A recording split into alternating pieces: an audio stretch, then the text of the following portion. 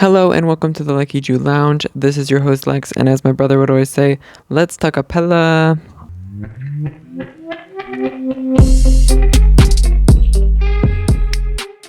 So, in the time that I'm filming this, I have had such a busy week, and not in a bad way though. I'm just working on a choreography, so this week I've been doing so much rehearsal for it, because we do have the show this weekend. And that's super exciting. I had one of my dancers actually had to cancel and like drop out of the show. So I'm having to go in and perform in the show, which is great. I'm happy about it. I would say like obviously that was not my plan.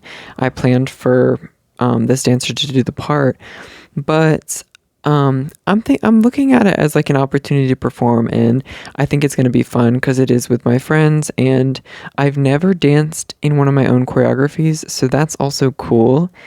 I'm having to feel how hard it is. It is so hard. One of like, as a dance on its own, it's one of the hardest dances I think I've ever done. Also, I think it's my style, it's my choreography, so I know how it needs to be executed. So I feel like I'm trying extra hard. And I want to make it look good. I want to make, like me dancing in it and being the choreographer. I'm trying to pull it all together myself. So, but I do have an amazing team of dancers working on it. So I'm very proud of them. I'm going to post the video somewhere sometime. So stay updated on my socials if you want to see it. The music is super cool. Just a short plug of my piece. So the choreography is called Nevis. That is a term I actually took from a K-pop group, aespa. So in aespa lore, because I'm using their music, I'm using instrumental songs of aespa. So a lot of their song sounded really cool to me. It was just inspiring, and at the time I was like, I really want to mash some of these together and see how that sounds. And I did forever ago, and I'm just like now getting to perform it and put it together. But in aespa lore, they have like a ruler in their lore, which is called Nevis, and it's kind of like a leader or like in control in a way. So I kind of just took that word and blew it up a little bit and ran with the idea of leadership. And in the piece, I have kind of each person take turns being in control and in charge. And it shows how every leader is going to lead a team differently type of thing. So because I have different songs, it's like when the song changes, a different dancer gets to take control and be the leader, be the Nevis. So and then everyone falls in line, and for some of them it's going to be more like they run the show tight, like military basically. So some of them are like get in line type of thing. Everyone needs to be in sync, everyone needs to be controlled by me. And then other ones are going to lead a more free, fun, like poppy space type of thing, like hip hoppy, more free space in general. So yeah, that was the idea. That just came to me. I was like, I really like the idea of showcasing different dancers as leaders and soloists at different points. And then I want it to change and they basically become part of the core under control of someone else. So yeah, I think it's super cool. That's just a short plug of what's going on in my real life.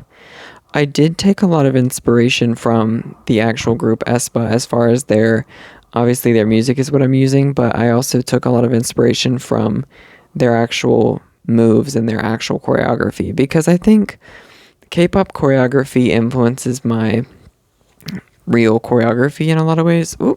I don't choreograph hip hop per se or actual pop dances, just because like I grew up doing ballet and contemporary modern jazz and not as much like that backup dancer type style and hip hop stuff. I did hip hop classes maybe once a week, and it was what it was. And I always liked them, but now that I'm older, I've kind of blended a few styles to make my like signature thing, which is Has ballet steps, has contemporary kind of like neoclassical stuff, but then it also has pop dance, hip hop elements, just to keep it really fun because oftentimes I like fun music, I like dance beats and stuff like that. And to me, that doesn't say classical ballet necessarily, but it says like a blend of styles and just what's fun to me. It's also what happens naturally to me. Like, I like playing fun music and I like dancing all styles at once. So that's what I do. And it does end up being very hard, very difficult on the body, and definitely new to a lot of the dancers that I'm working with. I think it's just a new experience for all of them. So I hope they like it. I mean, they said, like, we did a run through today and they said that it was a lot of fun, and I'm very proud of where it is at. So yeah. But back to K-pop choreography. I actually came with some notes because I wanted to talk about K-pop choreography because it has inspired me a lot for different choreographies I've done even in the past years. And I would like to highlight my favorite K-pop choreographies of all time. So, number one, my favorite K-pop choreography of all time is I Can't Stop Me. I did a dance cover of it once, and I would like to do it again just because it's such a fun dance. I don't know why it's so addictive to me, and ever since I first saw it and learned it, I remember putting it to so many different songs, and it goes with like everything. So it's I Can't Stop Me by Twice. And I like a lot of Twice choreography, but that one just stands out a lot to me. I would say that and Fancy by Twice also stand out. Whiplash by aespa has recently really stood out to me. And I've also done that to every other song. Like, it's such a fun choreography. It's better than most aespa choreographies, in my opinion. Not that they have bad choreographies. I just feel like in the past years, they didn't like bring it as much. Even with Drama, I love the song. I think it's my favorite song in K-pop, like as of now, up to date. But like the choreography was not as good as it could have been, I felt. And I feel like sometimes aespa fell short, but ever since like Supernova, Armageddon, and Whiplash, I think I'll have super cool choreographies, especially Whiplash. I think they really did their big one with that. So Armageddon was cool too. I thought about putting that in my top because like the little slide, like prayer hand thing, that was just super cool. And yeah, anyways, as far as boy group choreographies go, obviously ATs are my ults, and when it comes to choreography, they are next level in my opinion. Like, they just come up with cool stuff, and I'm always looking for cool stuff. I feel the same way with XG. XG always comes up with different choreography ideas than most people do.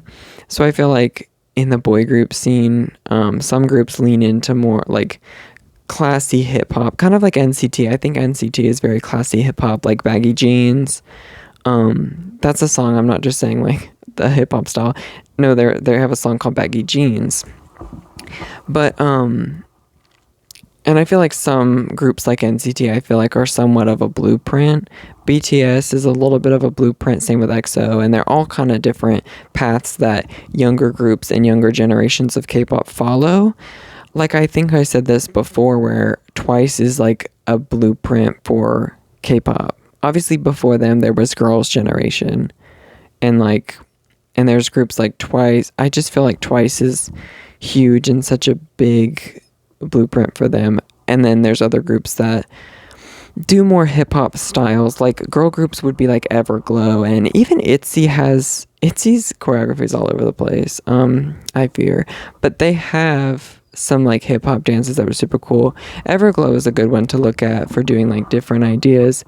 And XG too. XG will bring hip-hop one moment and it's rap, and the next moment they'll be giving like cutesy, then they'll be giving contemporary, and I love to see groups do more contemporary styles. So yeah, ATs, in my opinion, I think that they have such an interesting new way of choreographing, just because yes, it's hip hop, and yes, they're gonna do steps that everyone else does, because dance, there's only so many steps you can do, there's only so many transitions you can do. So that's why it's really amazing to see people come up with new things, even myself included. When I choreograph something that's like never been done before, or at least that I know of, or any of the dancers that I'm working with know of, it feels really cool. But I think my top AT's choreographies would have to be Halazia, because that one's really hard, and I think that's a fun part about it. I was so eager to learn it, and it took me probably the longest of any AT's dance to learn, just because it's really complicated. I also really liked Inception. Yeah. Yeah, Inception was cool. I love the little like ab show thing. And it was also different because it's not just like hard hitting type of chorus. Even from a music perspective, the chorus is very like ethereal and different, and not just like catchy. And I love that. But it is catchy. At the same time, it is catchy, but it doesn't look like it was made to be catchy, if that makes sense. And then my favorite AT's choreography, I think, of all time is Crazy for 'Em. Definitely have the title tracks. I'm trying to think of any B-sides I really like. Like Wake Up by AT's was Culture Shock. Culture Shock, I fear. It was so cool. Like, and using props is always fun. And like Django has great choreography. Outlaw has great choreography. They have some B-sides with some great moves. But out of the title tracks, I think Crazy Form is my favorite. The first time they performed it on an award show, I was like blown away. And I think what was cool was just it was even different for them. And I already thought that they were so different, but it was so different for them. They were using a lot of hips. They were using a lot of like freaky moves, like not freaky even in that way, but like funky. Okay, funky was the word I was looking for. Freaky and funky moves, and I loved it. I was like, the arms were weird, the hips were weird. There was just like, it was also fun. It was also fun. Like the little bunny ears and like body roll, that was so random. And like your leg in the air, but it was so cool.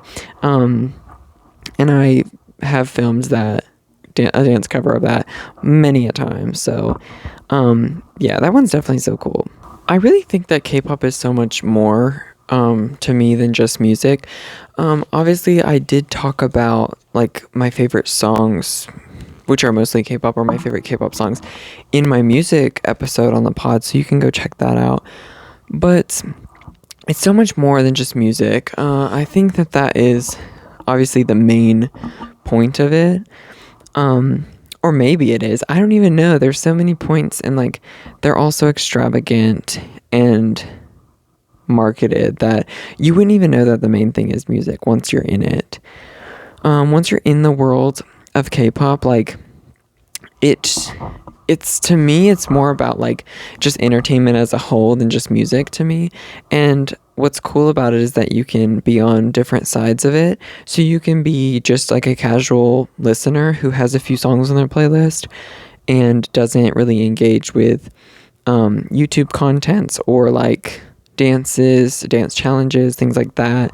But then you can be someone like me, who are called, I guess, obsessed, question mark. Like, I don't know what to call us, but we're just in too deep. And I'm not saying these things as a read, like I am a part of the community, and it's like, it's super fun. There's never time to be bored, it feels, which is super cool. Especially multi-stands. Multi-stands are doing multi-stands have their work cut out for them. They are listening to a bunch of groups, watching content for different groups, buying merch and albums for different groups. And I do stan multiple groups, but not in a way that I stan ATs. So, I haven't found a group who really has come to that same like level of love. But I probably could if I gave them the time, but I just haven't. I will say recently, like I've really gotten into TXT, and that actually happened because of seeing a video of Wooyoung from ATEEZ with Subin from TXT. They did a video together, and I was like, oh my gosh, this guy Subin from TXT, I was like, he is adorable. Like, I love him. I need to see more about him. And I did. And I also have a good K-pop friend who is very pro TXT. I think that's like her alt group. And we used to always talk to each other about, like, I would be like, you should get into AT. She'd be like, you should get into TXT. And so I think it's finally happening. Also, she told me, she was like, I trust me, I'm gonna watch AT's content, or like I'm gonna really get into it and get on my grind. And I said, hey, by the time that they both go on tour again, then we can both go to like both concerts. So maybe we will. Which, speaking of, ATEEZ just released their concert. That's another reason I said maybe I should talk about K-pop on the podcast. Maybe it's time, because ATEEZ did announce their concert date, which is crazy, and they go on sale in a week. That is wild. They give you a week's notice. People need a little more time to plan. It's also Sungwa's birthday tomorrow, or today in Korea time. So that's another reason we need to talk about K-pop today. Sungwa's my bias in ATEEZ along with Son. So he's just one of the best gems of K-pop in my opinion. So yeah, they announced tour dates. They're coming in July this summer, and they literally just went, like, I saw them last July, and I was expecting to wait another year. So, like, you would see them every other year. But I think maybe they're afraid of running out of time because of military service. That is, the oldest members are kind of probably thinking about that, which I don't want to think about that. But if they do come, I'm very excited, and I think that the boys really love performing, and that's why another reason they're going on tour so soon again, because they have all expressed that they really like performing and they love touring. So I'm happy for them. Hopefully they're rested and can all make it. They are going to be performing in ATL. ATL is going to be the first stop, so that's my stop. Also, it did just occur to me, because it's a couple days after my birthday. It's 10 days after my birthday. So that's kind of a gift for myself. But then also Son's birthday is July 10th, which is when they're going to be performing here. Which is really cool. That just like occurred to me, and I was thinking, I hope they do like a cake or a little ceremony on stage. That's going to be so fun. I hope they just do anything special for him, or we can do like a project as a teenie. But like, what's the set list gonna be? What is the set list going to be? I'm so confused. Like, since they just went on tour and the set list was huge, they did so many of their songs, I'm like, what else can they do? I mean, I don't care if they repeat, but like, I kind of wish that they would do some like other songs. I know it's very hard to do new songs that you haven't rehearsed to that level, but like, I just kind of want to see some more B-sides and less of the fan favorites, I suppose. And they're always going to hit, but if it was up to me, which it's not, but if I was deciding, I would probably choose a lot more B-sides to hear, or just songs that we haven't seen in general. But I'm sure they'll do the fan favorites, because like, why not? Everyone loves them, everyone knows them, and it's good marketing, I suppose. Which that got me thinking, because I was saying the fan favorites, and going back to when I was talking about choreography, was I felt like some of their choreographies, newer choreographies, felt more easy, or more like trend based. Like, starting with Bouncy, I was like, this is kind of easy for them, because all their choreographies were normally pretty difficult, and that was like a known thing because they were all super talented, but it just seemed a little bit made for TikToks, like, because it's just like, you basically just do this and you get lower and lower, and it's like, most people can do that, or at least do a version of that.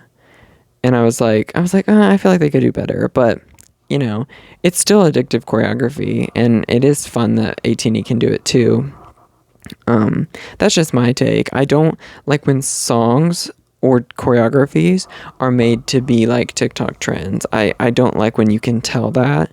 Um, I like it to be complicated, and I like a chorus that's like not predictable. Just things like that. I like unique music. Come on, guys. I'm different. Okay, guys, I'm different. So what actually got me into ATEEZ was Son, and like, well, also this kind of got me into K-pop. My oldest brother was into K-pop. Um, just for a little lore, like my oldest brother was into K-pop, but I was not, and he tried to get me into it, and I was just like not having it. But then there were a few songs I started to like The Feels by Twice, and also Fancy by Twice, and it just like I got more and more on my playlist type of thing. But simultaneously with that, I was on Pinterest, and I had a lot of photos saved of idols that like for fashion boards and fashion design that I liked, and I didn't even know that they were K-pop idols. But then when I found out that they were, and I was like, well, I have a lot of this photos of this same guy, and it happened to be Son. Because also he just makes any outfit he's just beautiful. So then I found out him, and also Juyeon from The Boys at the same time. I had a lot of photos of him too. So then I was like, okay, these two are like, they're kind of eating. Let me figure out who they are. So I found their two groups, The Boys and ATEEZ, and then I said, let me listen to a few songs, watch some music videos. And for The Boys, I love The Boys, but it wasn't really the vibe for me at the time. And then for ATEEZ, it just like clicked, and I don't know. I kind of wish I could go back in time and like experience that again. But it was the music video Wonderland, Inception, Deja Vu. I was like, okay, this is going to be something for me. Like, it was those three songs at first, and then I added The Real and Thanks, and then I got into it was just like game over from there. So, and something that goes with like Son is still my bias to this day, right? And there's something I wanted to talk about, which is this like the science, if you will, of biasing, and like how that starts. And for some different people, biasing means different things. Like I actually had somebody tell me that they were like, I like all the members the same. They were speaking about ATEEZ. They were like, I like all the members equally, and like personality wise. And they were like, so for me, when I say like a bias, that's just the one that I'm the most attracted to, or the one that I find most attractive, which, that's not really what I think it means. But if that's what it means for you, like it's like valid, I guess. And there's nothing wrong with that. But for me, I like I'm in the belief system where it's like everybody has favorites. I feel the same way with parents. I think even if it's just at certain times, that's why biases are constantly changing. So everybody has a favorite, and for me, Son was who got me into the group. And so in my early times of watching content for ATEEZ, I always like was watching him for the majority. And yes, I did fall in love with all the members. I think they're so fun. I love all of their personalities and talents, but Son was just like the one that I knew at first. He was like the comfort one. And then it also, when I was watching performances and stuff, I was paying attention to him. Also, when he performs, he's so attention grabbing to anyone that it's like, he was trying to hold his spot as my bias, I think. And that's just how I developed one. Or sometimes like how I develop a bias, it's just like when I get to know a group and I know their talents, I know their personality and their look, it's all a cohesive bias for me. That's how I do it. But I know some people, they have like, oh, this is my bias as far as vocals, this is my bias for the look, like the visual, and then attitude is like this one. And that's why a lot of people end up with like a bias line. So, yeah, from the get-go, then also, like, Wooyoung, I think, like, him and San together, I was like, oh, I just love them as a duo. They're so fierce, and he became my, like, bias wrecker. And then, I guess it's been a while now. It's, like, maybe a year ago or so, like Sangwa also joined the line, and he was always right behind them, but then he just sprung forward because I don't know, his attitude and his personality, like as I learned more about him and he showed more sides to himself, I was like, he's great. He's so perfect. And also look wise, like if I could look like anyone else, if I could just like trade and look like anyone else, it's gonna be Sangwa. Like it's just gonna be Sangwa. And I think for a lot of people they could say the same thing. But you know, some people have a bias where they're like, oh, there's a thing where it's like your bias is who you'd want to be with and your bias wrecker is who you are, or like who your personality is. Like I feel like I relate more to Sangwa, but I want someone like San. So that's kind of makes sense. I mean, I want someone like Sangwa too, don't get me wrong. I just relate to him more in like personality way. The way he thinks about fashion, the way he thinks about like most things is very me. I think he's a little bit more introverted than I am, and a little more.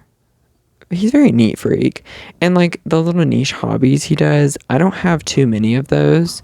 Like I feel like he just like him building Legos or like playing Animal Crossing, like that's not really me, but the way that he cares and takes care of those hobbies is me. So it's like it does make sense still. And I think that him and I would vibe on a personality level more than me with any other member. So yeah, that's also cool. Now, like I was saying, K-pop is obviously so many things. To me, it's entertainment on YouTube. To me, it's music I listen to all the time. It's also choreography that I get to dance, and it's also there's so many things in it that are controversial. Oh, another thing it is for me is fashion. Hello, love fashion, and it's very inspiring as far as wardrobe to me and fashion design. But there's also a lot of bad things that go with it. There's a lot of politics in K-pop, and you know, there's only so much that we can do, especially as like Americans, and like we're so far from the industry that it feels like oftentimes there's not some things we can do for idols or to help idols and support them. And at the end of the day, that is what we can do, is support online from a distance as like international fans. And something that I was talking about the other day on like a TikTok and a reel was my opinion on shipping and like the ship cultures in K-pop, and also like the fan service. Because there's, you know, some people say it's all fan service. Some people say that it's like half and half. And I think that's pretty true.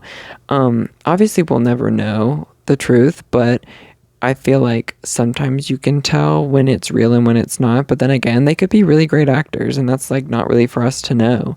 Because someone commented on one of my videos and was like, shipping and like ship culture is actually very good for marketing for groups and very profitable, which is kind of messed up, especially if it's like queer baiting in a way and for profit or for, and you know, so many people do that on social media, like straight queer baiters who are making money off of it, but they're not accepting or like going through the bad parts of it, or like the things that you actually face when you're actually a part of the community. They're not having to deal with those things, so it's like I don't know. And I do think it's good for marketing a group. I can see why it would be profitable, and to have ships is like sometimes can help with the success and the like taking off process of groups, because a lot of ships start from pre-debut even, or from debut, early days. And I'm like, what is this obsession that people have with like, basically they want to assume that they're straight, right? They want to be like, that's the default sexuality, but they want them to like be shipped together. And I'm like just confused. In my video though, what I was saying was, I think that shipping idols can actually be healthy to an extent, only because I think it often, like, when I see it, or when I see like two members really caring for each other and they're of the same sex, I think when they're really caring for each other, it makes me think that, they're open-minded to the idea of two same-sex people being together. Therefore, it's like, it's comforting, and I think it also attracts a lot of LGBTQ like fans for K-pop, which is like, honestly, I don't know how else to explain why there are so many LGBTQ plus like K-pop fans. I actually don't know how to explain it. It really makes no sense. It's like, oh, it's just kind of something like, it's kind of quirky, kind of like weird. What people think like K-pop is weird, right? Or that it's like different, or that like there's kind of like the negative or like a weird stigma around it. And there's also a weird stigma around LGBTQ plus people, so I guess that's just the bond between it. And that's fine. I mean, I'm chill with that. But it's like, my brother who liked it was straight and like still is. He liked K-pop, he liked boy groups and girl groups, and just like, it's really music at the end of the day. I think for some people it's music, and it's just entertaining. So it doesn't affect your sexuality. It's just odd that there are so many that are part of the queer community. But I do think that biasing, wait, what am I saying? Whoop, I skipped. I just like lagged.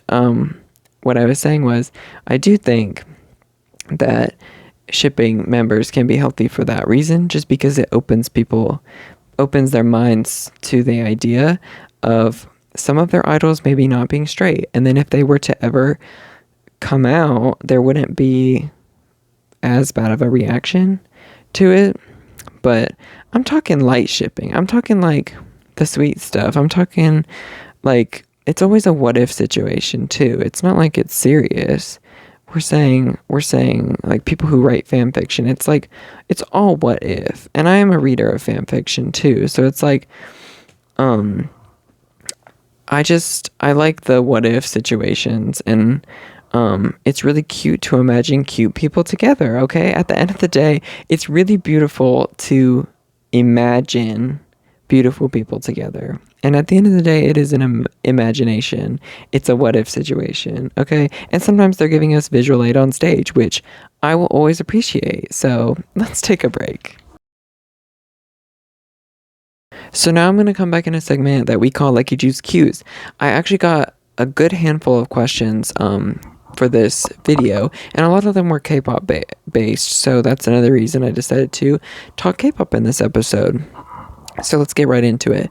The first question we have is, when did you realize you really loved K-pop? Okay, so I kind of answered that earlier, which was, honestly, my brother, he was just showed a ton of songs to me and my other brother, and I just started vibing with a few of them, started adding them to my playlist, and I mean, that was just like songs I liked, but I would say whenever I found ATs, got into them, started watching, I think, oh my god, I don't know what it's called, but they have a series. I want to say it was during Thanks time, because they all have like the Thanks hair, and they were all like, they went to a house and they did this little variety show, and that was probably the moment I realized I really loved it. And then I found all of their other shows that they did, like on Universe and stuff. And I was like, this is so addictive. This is so addictive. I love this. I need more of this in my life. And here we are, like 3 years later. Okay, next question is, how does K-pop help your health, especially your mental health? So I think the last 3 years, obviously they were tough years, but it is what it is. Like, I had a lot going on. I was very busy, and for me it was just like, a lot of people think of it as an escape. It was a little bit of an escape, very much just my source of entertainment, my main source of entertainment. Like most people, everybody needs music in their life. I do believe that. I think everyone's happier with music in their life. And I had music that I really enjoyed before K-pop, but once I found it, it did take over. And it was just happy music. I think it was less. I still love a sad song, but like, oh, P1 Harmony sad song, but like, it was just less negative music. It's more positive music, so that's obviously gonna like subconsciously lift you up and lift your spirits. And then same with music videos that are super fun and colorful. There's something very sensory about like K-pop music videos that are very satisfying. Same with choreography, same with songs, and like the way they do everything feels so pleasing to like my senses. That sounds really weird, but I'm just like, when I'm watching it or listening to it, it's just like it scratches the itch in your brain that you need. And I think it does definitely lift my spirits. And then playing like entertainment is why it helps my mental health. Everybody needs to laugh, everybody needs to smile, and everyone needs to feel joy. And I get that from watching YouTube content. It's like right now I've been watching TXT's To Do, and it's just like, it is just it's like a silly show on YouTube. They literally just, sometimes they go to water parks, sometimes they're doing like talking, sometimes they're doing games, challenges, and it's just entertainment at the end of the day. Like I actually laugh out loud in my room by myself, and like we all need that, I think. Okay, so the next question is, what influenced you to start creating content? Also love your videos, by the way. That is so sweet. Thank you so much, first of all. But what inspired me to make videos? I've actually been making videos for a long time. Not like this. Obviously, the podcast is pretty new. But on like TikTok, for example, I started posting a long, long time ago. And then I had like an era of maybe like a year ago of posting basically anything that was going on in my life. I was doing like dance things, very few K-pop things, and also just things about like me and my opinions and stuff. But then whenever I started doing more K-pop content over summer, I would say, like I did a lot of dance challenges last spring and summer. And then when I went to the ATEEZ concert, posted about like my experience at the ATEEZ concert. And then my channel, like not my channel, my TikTok really just like took off. Took off like not crazy, but it did take off a little bit. I got a lot of views, a lot of engagement from doing that ATEEZ content. And I think people felt that it was genuine because like I could genuinely talk about ATEEZ for so long and K-pop in general, but I could talk about ATEEZ forever. So then obviously the more people engage, the more you want to entertain, and I am an entertainer, so it's like I like posting, and like even before I got any traction on TikTok or Instagram, I'm still like such a social media girly. Like I love sharing my art with people and my opinions. I'm a yapper, I'm an entertainer, I'm a dancer, like choreographer, and very opinionated person. So it's just like I knew some people, like I knew I wanted to share myself and my ideas with people, and sometimes it's hard in person. So naturally I went to TikTok and Instagram and just like post some reels, see what happens. So that's why I started videos. And I think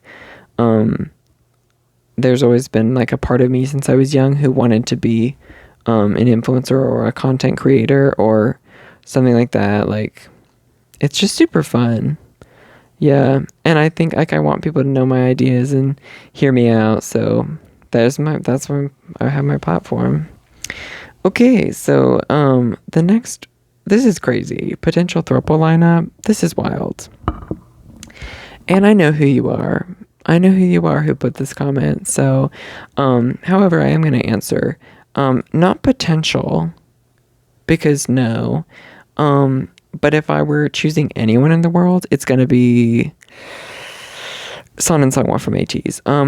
Or San and Wooyoung from ATEEZ. Either of those I'm cool with. Or since I've been watching TXT to do recently, I'm gonna say Bomgyu and Subin. That's fine. But I think San Sungwa would be my first pick. Or San. I don't know. It's so hard. Anyways, that question's diabolical. Last question we have today is, what is your dream guy? We've been talking about him so much. His name's San. No, but I can go in more in depth with this. So, as far as personality traits, we're talking dream. You said the word dream. So, personality? Well, I love duality. I've talked about that a lot. I want somebody who, like, personality-wise is very, like, maybe even a little nerdy. I like a little nerdy, a little sweet, like, cutie type personality. And then for, like, the look of them, I like something more intense, or, like, you know how people describe people, like, they use description words as far as, like, compliments. You would say, some people look like the word beautiful, some people look like the word cute, some people look like the word handsome. There's different things like that. So if we're using those description words, I would want their personality to be cute and their look to be hot. That's like the duality. I like the word hot, or I like the word, like, attractive, but that's kind of selective. Basically, like, I would want them to be, or even the word, like, sexy, to me, not to everyone, but like San, that's how I think his personality is very cutesy, and he's like so small, like, his personality is so little, and then his look is very sharp, cold, hot. So definitely those things. If I could choose a dream guy's occupation, I would love for them to be a photographer, because as a model, I would like to be photographed for free, and they could have a free model. And then for, I think, let's see, like, hobbies they would be interested in, I would want them to be into K-pop low-key, just so that, like, I could yap to them. And I think, another thing a photographer could do could also be, like, videography, and they could, like, film me for, like, YouTube or for TikToks or whatever. Yeah, I just think photographer sounds super cool. Another thing a dream guy would do would be, this is more like on how they would interact with me. I'm definitely very, like, switch, flip-flop type personality, so I want them to be able to be, like, big spoon and little spoon, if that makes sense, because I'm like, I personally need both in my life at different times. I'm not into, like, one way all the time. I need things to change up, for sure. And then another thing, I need them to not be ashamed of me in any way. And I think that's just something that I've had, like, in past relationships, where I'm like, okay, the next relationship, if they show any sign of wanting to, like, hide us or hide me, or not being proud of me and us together, it's a done deal immediately. Like, and I think that's something that I really, like, have wanted for so long also, which is even more, like, odd that is, like, the cards I've been dealt so far. But when I was young, like, I know some people don't care about, like, posting their boyfriend or girlfriend, but for me, I was always like, that's something I wanted. And then I happened to be in relationships where that was, like, it was, like, the farthest thing from that. So I think when I find someone who's definitely, like, very proud of me and our situation, and I think that will feel very right. So that's definitely something that I want and need. Okay? I need it. Throw the book. I think that's all I have to offer you this week. Please come back next week so you can actually subscribe to this channel. Don't forget to like this video and comment your K-pop bias, comment your alt group, how you got into K-pop, tell me your story, and click the bell so that you will be notified next week whenever I post a video. As always, my socials are going to be linked on this page. My Instagrams are at Leckiju, and then the other one is at Leckiju.Kpop. And then I have a TikTok at Leckiju212. So you can follow me everywhere, stalk me everywhere. I encourage it. Okay. And I think that's all. So thank you so much for watching if you made it this far. This has been the Leckiju Lounge. Goodbye, and I love you.